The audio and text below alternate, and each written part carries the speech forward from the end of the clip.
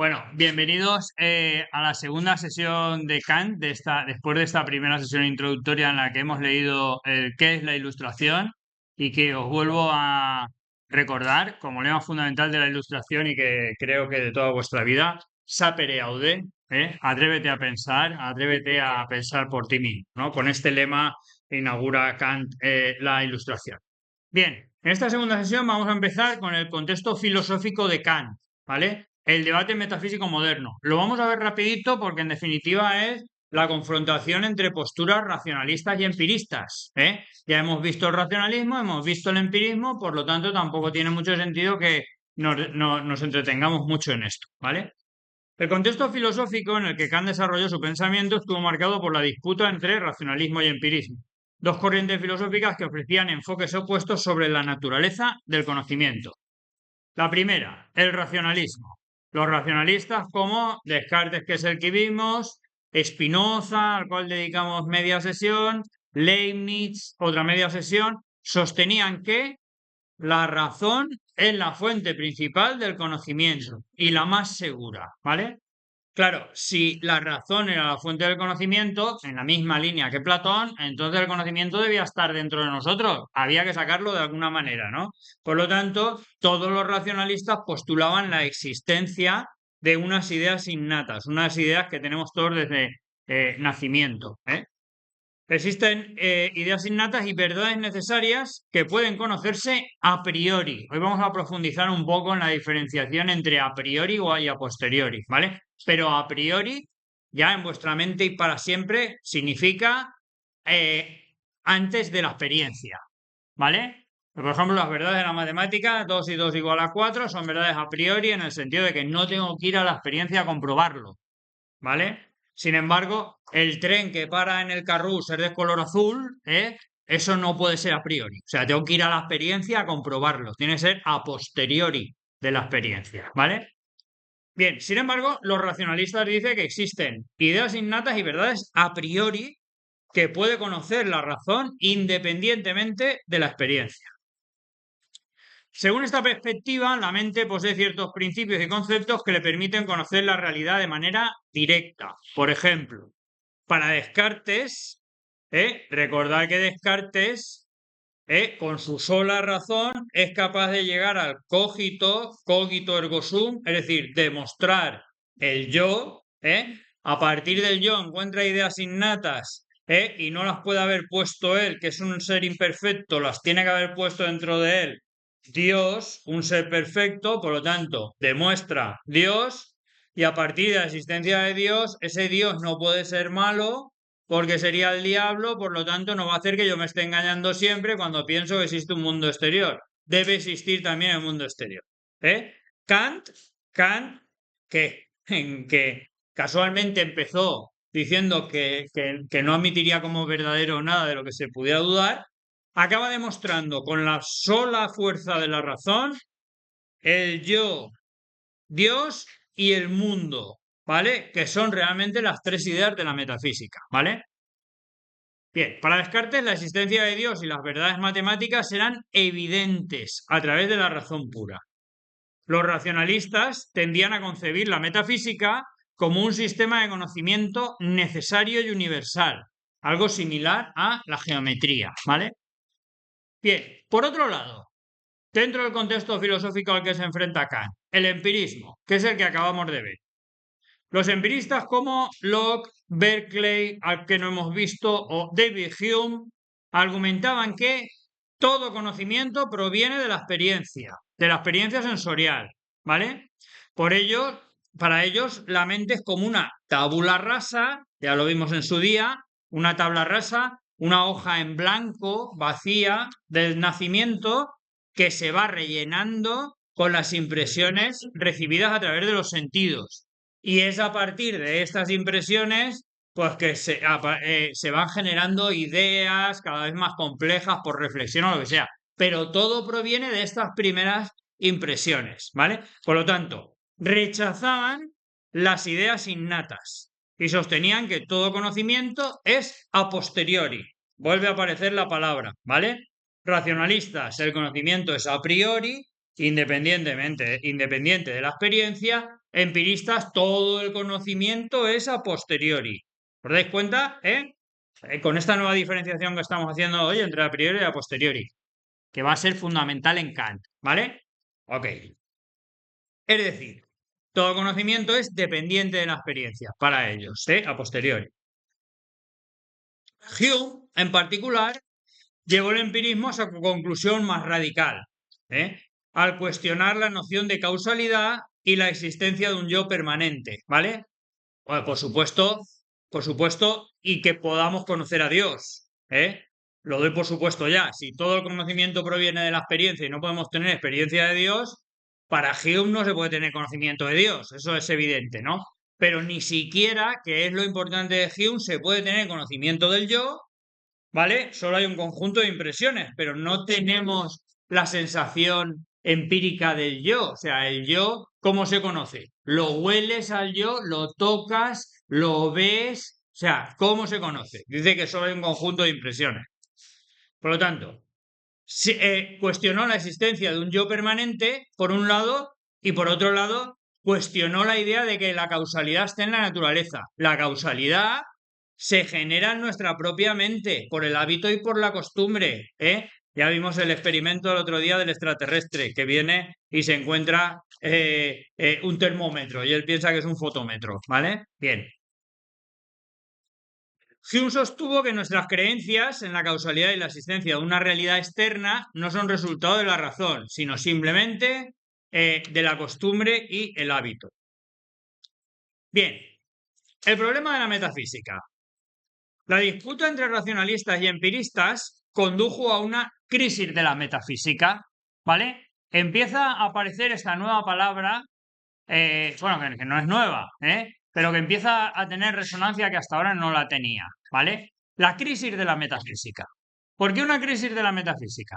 Bueno, pues porque durante todo el medievo se creía que se podía hacer una ciencia de lo que está más allá de lo sensible, es decir, metafísica, ¿vale? Por supuesto, una ciencia de Dios. Recordemos a Santo Tomás, que tiene sus vías de demostración de la existencia de Dios, todo lo que es el medievo, ¿ok?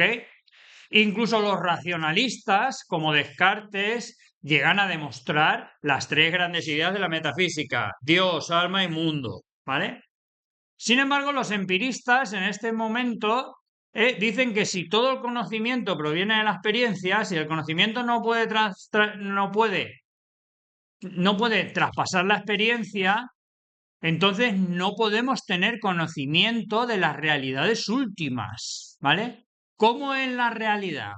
¿Vale? Que sería la pregunta sobre el mundo, ¿vale? ¿Cómo es la realidad? ¿No? Y Hume diría, pues no lo sé cómo es la realidad. Lo único que puedo saber es cómo la percibo, ¿vale? Pero cómo sea la realidad, independientemente de la experiencia, eso no lo podemos saber, ¿vale?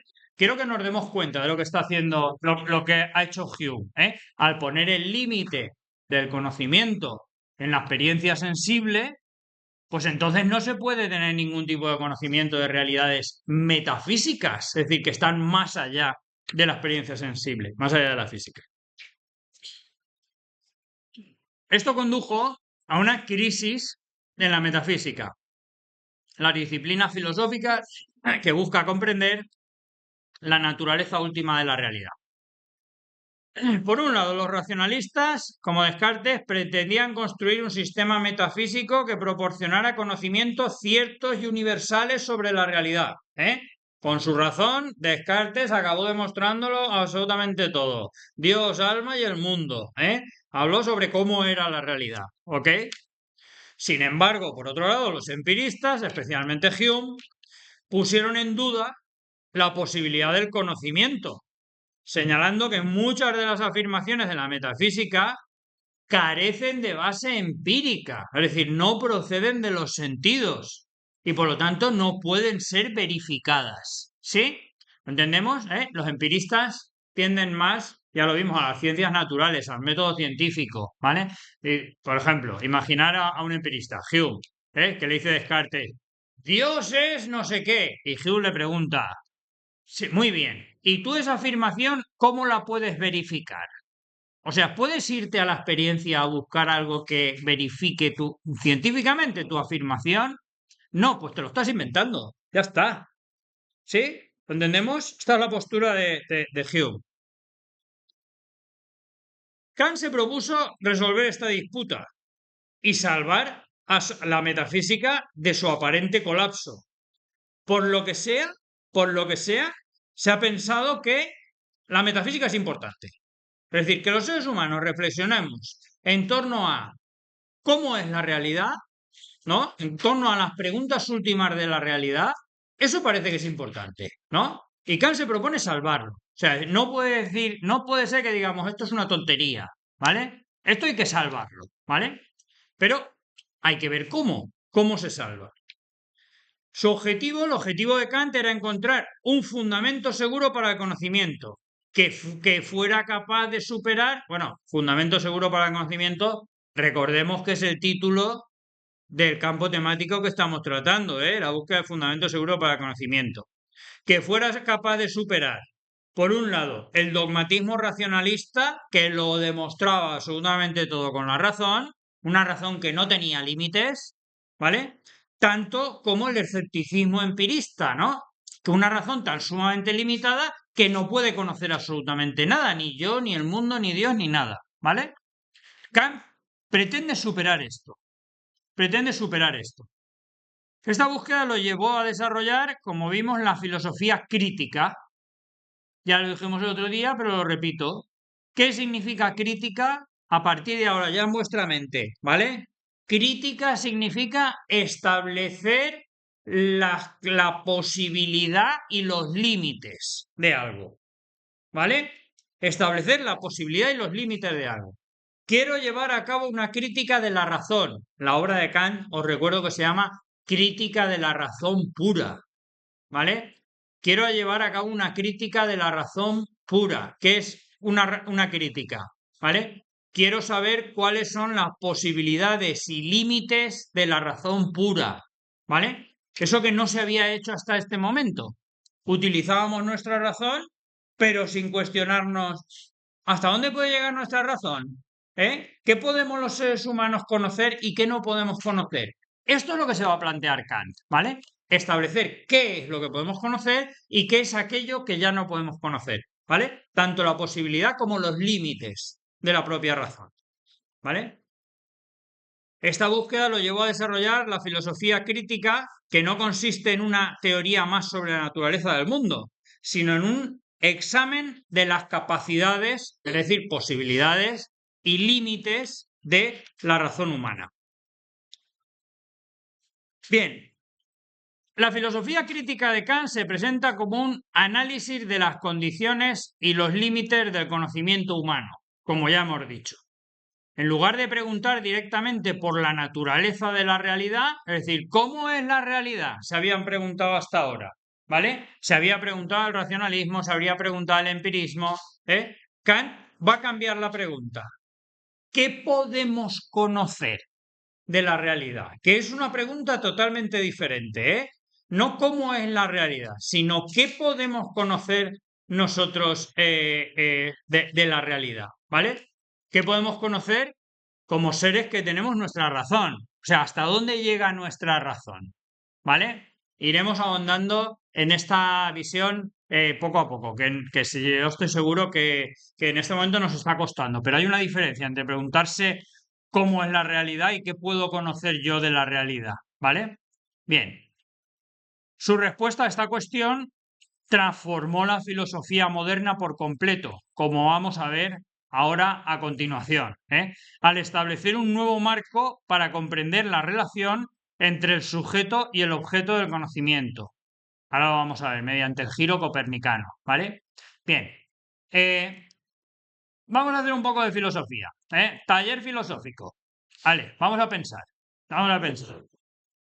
Imaginémonos que somos murciélagos. Somos murciélagos, ¿vale? Bien, entra aquí un murciélago. Nosotros somos murciélagos, sin ojos, o los tiene ciegos, ¿vale? que emite una señal pi, ¿no? Que rebota en los objetos, es acústica y le vuelve de cada sitio a un tiempo diferente. Entonces, simplemente por el cálculo de cuándo ha venido cada objeto, tiene una visión tridimensional acústica, ¿vale? Por la cual el murciélago se mueve. ¿Ok? Vale. ¿El murciélago ve colores? No. No. ¿Eh? ¿Ve formas? Bueno, no ve. No ve. Conozco. ¿Eh? Vale. Entonces, ahora entender la pregunta que está haciendo Kant, ¿no? Imaginaos al murciélago que se preguntara, ¿cómo es la realidad? ¿Eh? Y Kant dice, esta pregunta no tiene sentido. O sea, lo que tiene sentido por parte del murciélago es preguntarse, ¿cómo veo yo la realidad? ¿No? O sea, a eso sí a eso sí que puede llegar como murciélago. O sea, a saber cómo la ve él, cómo la percibe él. Pero ¿cómo va el murciélago a saber cómo la percibe otro ser con otras capacidades? ¿Me entendéis? ¿Eh? Nosotros percibimos la realidad con nuestras capacidades humanas. ¿Vale? Imaginaos que tenemos aquí un ser que no solo percibe nuestros colores ni nuestros sonidos, sino que percibe más sonidos, más colores, franjas que para nosotros en los colores son invisibles, ¿vale? Imaginaos que tenemos aquí un ser que percibe las ondas de temperatura en el aire. Se podrían percibir, tranquilamente. Imaginaos que tenemos un ser de esas características. ¿Eh? ¿Cómo vamos a saber nosotros cómo lo percibe ese ser la realidad? No tenemos ni idea de cómo la va a percibir. Ese ser la realidad. Igual que no sabemos cómo la percibe el murciélago. O sea, podemos teorizar, pero en definitiva no sabemos cómo es la realidad del murciélago, cómo la está percibiendo él, ¿vale? Es decir, a lo único que podemos aspirar es a saber cómo la percibimos nosotros, ¿vale? Bien, esta es la pregunta fundamental de Kant. ¿Qué podemos conocer los seres humanos? ¿Vale? No nos preguntemos cómo es la realidad, ¿eh? La realidad, a lo mejor la conoce Dios. Si Dios existiese, que fuese un ser que no estuviese determinado ni por el gusto, ni por el olfato, ni por el oído, ni por la vista, ni por el tiempo, ni por el espacio. Dios que está en todas partes, Dios que es eterno y está en todo momento. Y a lo mejor Él lo puede conocer la realidad en un todo. Pero nosotros no, es evidente que no. Para mí la realidad se me va dando poco a poco en el tiempo, ¿no? Y la estoy viendo desde aquí, la estoy viendo desde un punto del espacio. O sea, yo no puedo ver la realidad como un ser infinito. La tengo que ver como un ser finito. ¿Lo entendemos? Esto es lo que quiere hacer Kant.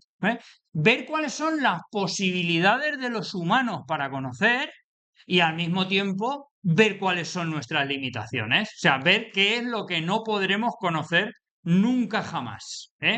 Nunca jamás podremos conocer la realidad como la conoce la divinidad, fuera del tiempo y del espacio. Es decir, no, o sea, si existe Dios, mirad que es un condicional, no afirmo la existencia. Si existiera Dios o algo como el estilo, ese podría conocer la realidad así, cómo es la realidad de verdad, ¿no? O cómo es la realidad para Dios.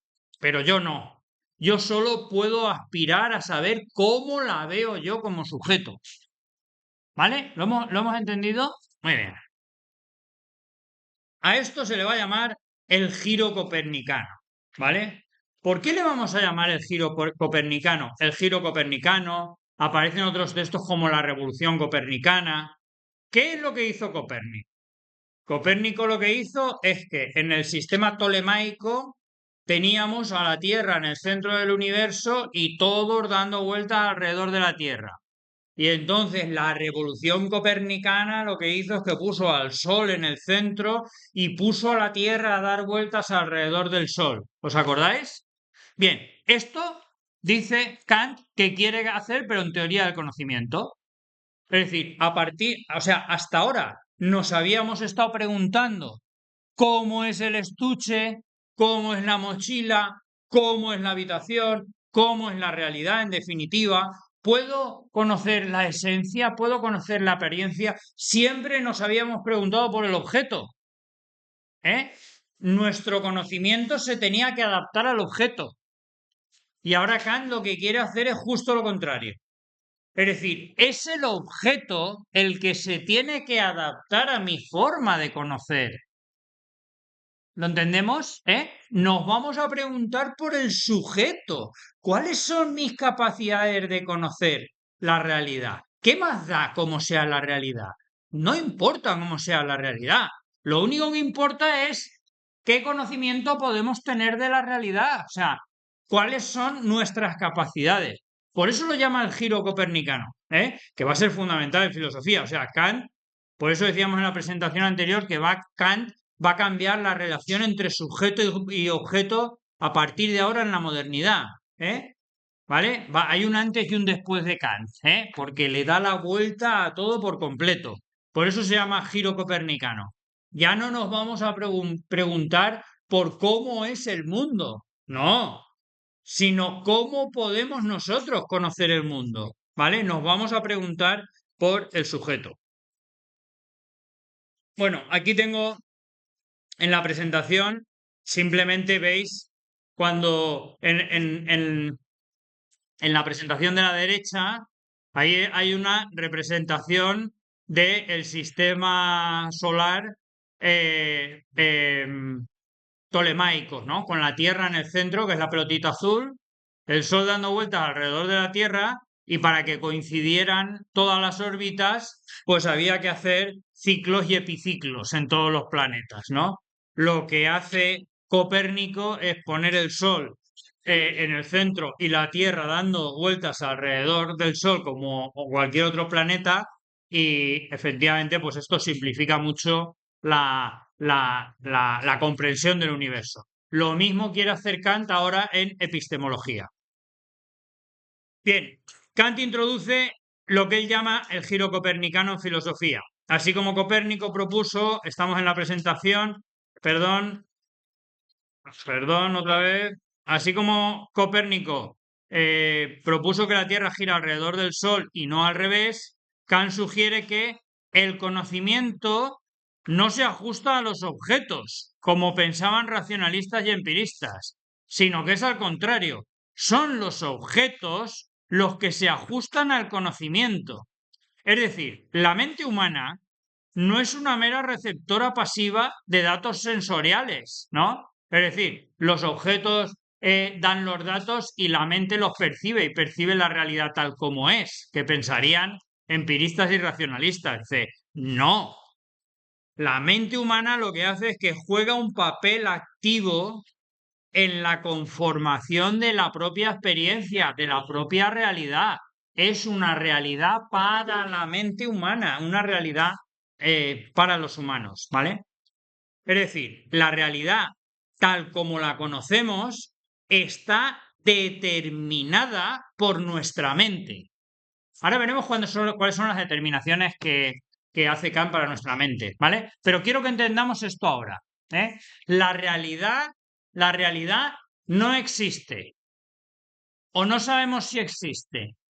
Solo sabemos cómo la percibimos, ¿vale? Imaginaos, por favor, a ver la última fila, sí, no pasa nada, ¿eh? Las clases quedan grabadas y están en YouTube. Si os queréis ir, os vais. Vale. Imaginaos, por favor, que desde pequeños hubierais nacido con unas gafas verdes, con unas gafas verdes aquí pegadas, de color verde, ¿vale? Muy bien. ¿Cómo verías tú la realidad? Verde.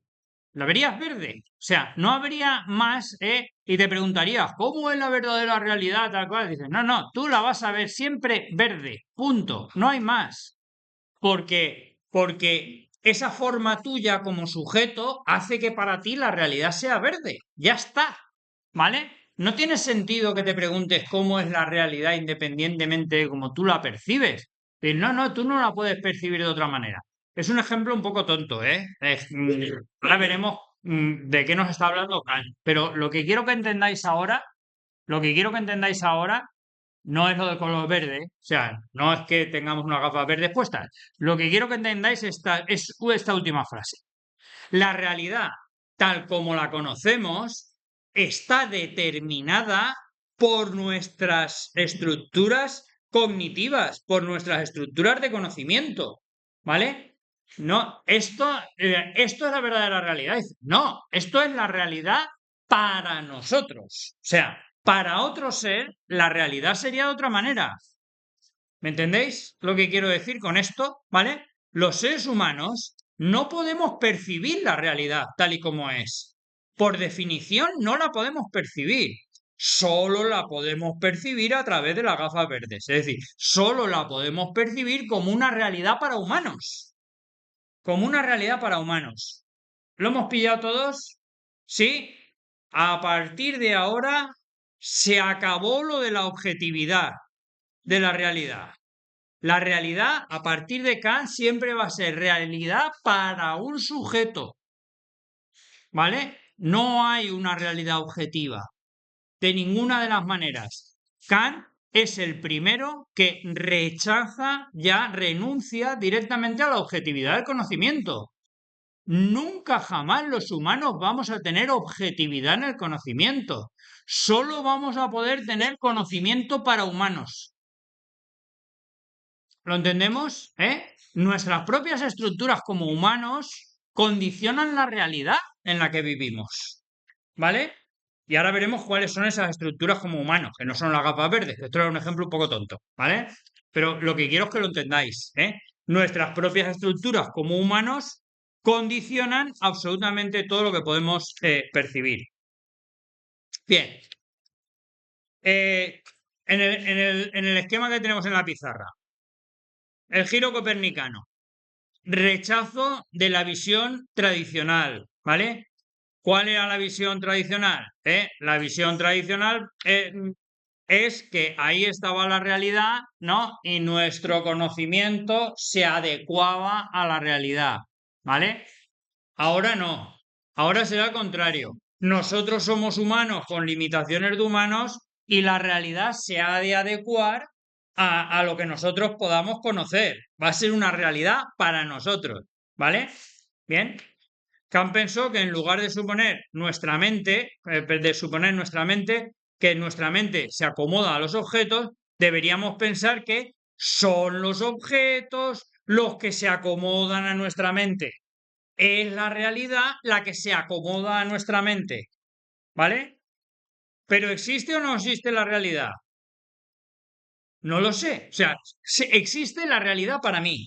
Esa sí la sé. Pero si existe o no existe la realidad, vamos a ponerlo entre comillas por ahora. Vamos a dejarlo sin responder esta pregunta, ¿vale? Es decir, en lugar de la representación se acomoda al objeto, es el objeto el que se acomoda a el sujeto, ¿vale? Bien. Según Kant, la mente humana posee ciertas gafas, ¿vale? Seguimos con el ejemplo para que lo entendáis. La mente humana posee ciertas formas a priori. Es decir, las gafas, que son a priori de la experiencia, es lo que te permite tener experiencia. Están anterior a la experiencia, ¿vale? Las gafas verde es lo que le da forma a la experiencia. ¿Lo entendemos? Entonces Kant nos dice, los humanos, por ser humanos, tenemos ciertas formas a priori. Es decir, a priori acordaros, antes de la experiencia. Hay algo mediante lo cual los seres humanos le damos forma a la experiencia. ¿Vale? Bien, es decir, tenemos unas estructuras innatas que organizan la experiencia.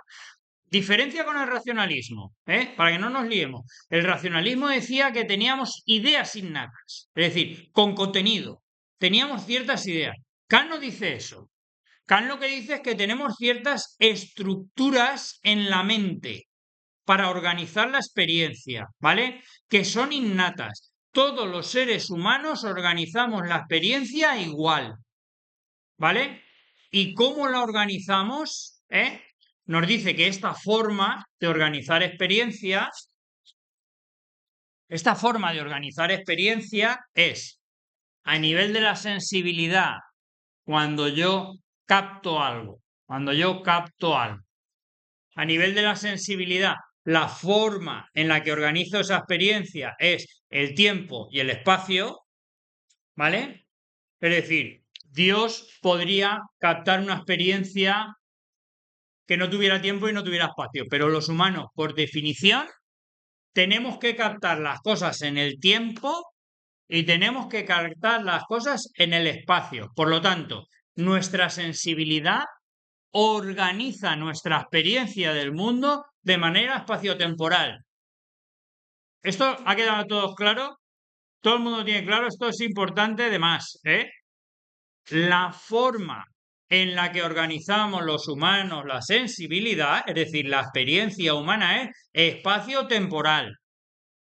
Eso es ser humano, ¿vale? Captar dentro de un tiempo y captar dentro de un espacio. Esto es cuando captamos la experiencia. Y luego, cuando la procesamos, es decir, en el pensar, las formas a priori del entendimiento, es decir, las formas a priori del pensar, ¿vale? Eso se llaman categorías. Y todos los humanos tenemos las mismas categorías. Kant nos dio una tabla con 12 categorías. Unidad, multiplicidad, negación, no voy a poner aquí la tabla. Y entre ellas había una categoría especial, causalidad, ¿vale? Kant se da cuenta de que efectivamente captamos del exterior algo, captamos del exterior y lo organizamos espaciotemporalmente, ¿vale? Esto me ha ocurrido antes, esto ha ocurrido después, o sea, tenemos que organizar la experiencia en el espacio, en el tiempo. Y además en el espacio, esto ha ocurrido ahí, esto ha ocurrido ahí, esto, ¿vale? Una vez hemos captado, empezamos a procesar esto que hemos captado aplicándole categorías. Esto es causa de esto es la negación del otro, esto es una unidad, esto es una multiplicidad, ¿vale? ¿Lo entendemos? ¿Me habéis entendido? Kant nos dice, daos cuenta, que en la mente tenemos dos procesos. Los seres humanos tenemos dos procesos. ¿Cómo captamos la experiencia y cómo la pensamos? ¿Vale? Para captar la experiencia, sensibilidad se llama esto. En el ámbito de la sensibilidad tenemos una forma de organizarla que es espacio-temporal, todos los humanos, y luego en el ámbito del entendimiento tenemos una forma de organizar la realidad que es mediante 12 categorías. Unidad, mediación, las que sea, y una de ellas es causalidad. Por lo tanto, daos cuenta, esto es importante, La causalidad, esto coincide con Hume, no está en la naturaleza. Es una estructura de la mente humana para organizar la experiencia que tenemos a nuestro alrededor. Ya vamos atando cabos de cómo, Kant va a superar racionalismo y empirismo, ¿vale? Bien, según Kant, vamos a la presentación, la mente humana posee ciertas formas a priori. Formas, mediante las cuales se organiza la sensibilidad, la experiencia. Por eso son formas a priori, son formas anteriores a la experiencia, porque la organizan, ¿vale? Es decir, estructuras innatas que organizan la experiencia. Vale, os he dicho tiempo y espacio, ¿vale? Entonces, os voy a hacer una pregunta. Hemos dicho que en lugar de soltar yo aquí la chapa hoy, vamos a pensar algo y vamos a hacer algo de filosofía, ¿vale? Bien. Una pregunta. Dice Newton que el tiempo es un absoluto. Dice Einstein que no, que el tiempo es relativo, ¿no? Hay una unión espacio-temporal y el tiempo se curva con el espacio, ¿sí? ¿Qué dice Kant sobre el tiempo?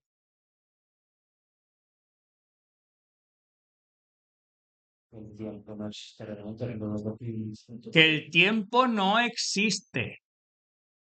Es la forma en la que organizamos la experiencia, ¿vale?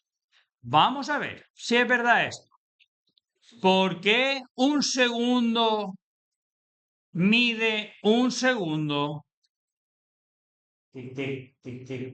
¿Por qué? ¿Por qué? ¿Por qué un minuto mide 60 segundos? ¿Por qué tiene esa medición?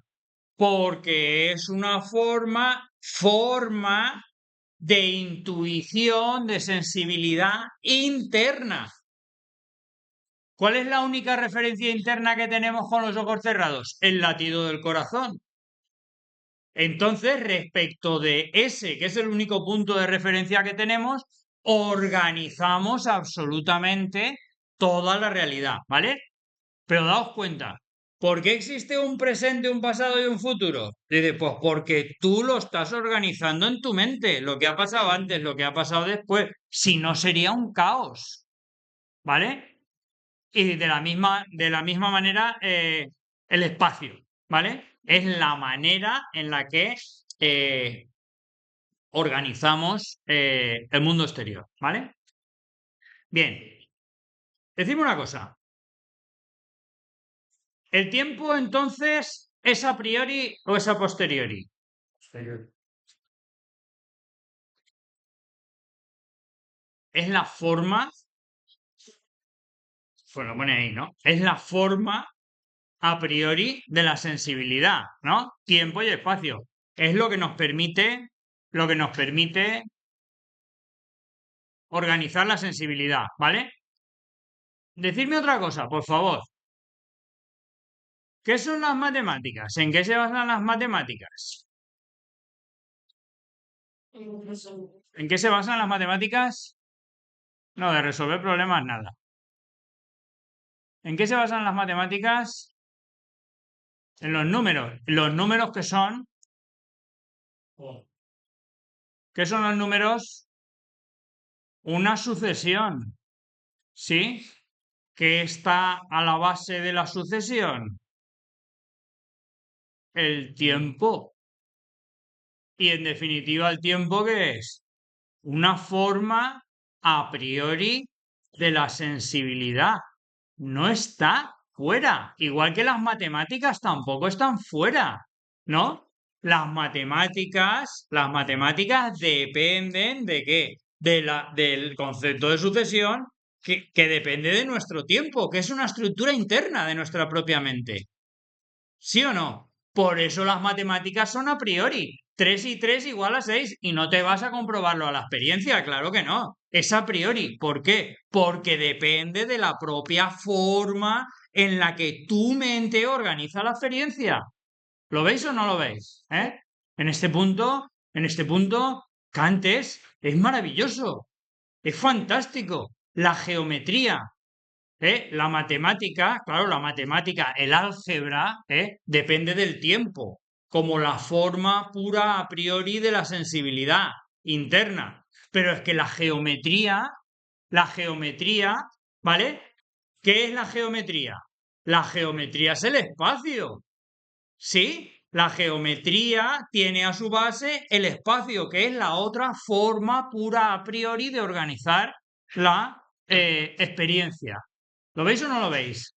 Tanto la geometría como la matemática son ciencias a priori, claro que son a priori de la sensibilidad, porque están basadas en la propia forma en la que los seres humanos organizamos la experiencia. ¿Ok? Vale. Estas formas a priori incluyen estas formas a priori incluyen las categorías del entendimiento como causalidad, sustancia, negación, unidad, modalidad, etcétera, etcétera, y las formas a priori de la sensibilidad, el espacio y el tiempo. Por lo tanto, tanto las categorías del entendimiento como las formas de la sensibilidad, las dos son formas en las que organizamos la experiencia, para que para nosotros como humanos la experiencia tenga sentido, ¿no? Porque si no, ¿qué es lo que veríamos al abrir los ojos? Un empastre de colores, ¿no? un empastre de colores. Es que no sé si, imaginaos, ¿no? Que yo tengo un tomate en la mano. Yo abro los ojos, ¿no? ¿Y qué es lo que veo? Pues un empastre de colores. O sea, veo mi mano, el rojo, el verde, el negro de detrás, el verde de detrás. Veo un montón de colorines delante de mí, ¿sí o no? Pero, en primer lugar, son colorines aquí y ahora. Hago una distribución espacial de los colorines, ¿vale? Pero es que después empiezo a aplicar categorías. Unidad, ¡pam! Eso es una cosa. Esto es otra cosa. Esto es otra cosa. Lo de detrás. Vale, negación. Aquí termina una cosa. Aquí empieza otra cosa. ¿Vale? Le aplico todas las categorías y acabo diciendo tomate. Y no me confundo. Y no pienso que de la mano está brotando un tomate. Sé que llevo un tomate en la mano. ¿Me entendéis? Pero es mi mente la que está organizando todo eso. Yo lo que percibo son rayas, colores, ¿no? Y es mi mente la que organiza, ¿vale? Para decir un brazo, un tomate, una pizarra, esto está adelante, esto está detrás, ¿vale? ¿Sí? ¿Me entendéis? ¿Eh? Vale. Estas estructuras permiten que podamos tener experiencias coherentes y significativas. Sin estas formas, la experiencia sería un caos de sensaciones sin ningún tipo de orden ni sentido, ¿vale? Y pues nada, vamos a terminar esta clase aquí, que aún nos queda un ratito bueno de CAT.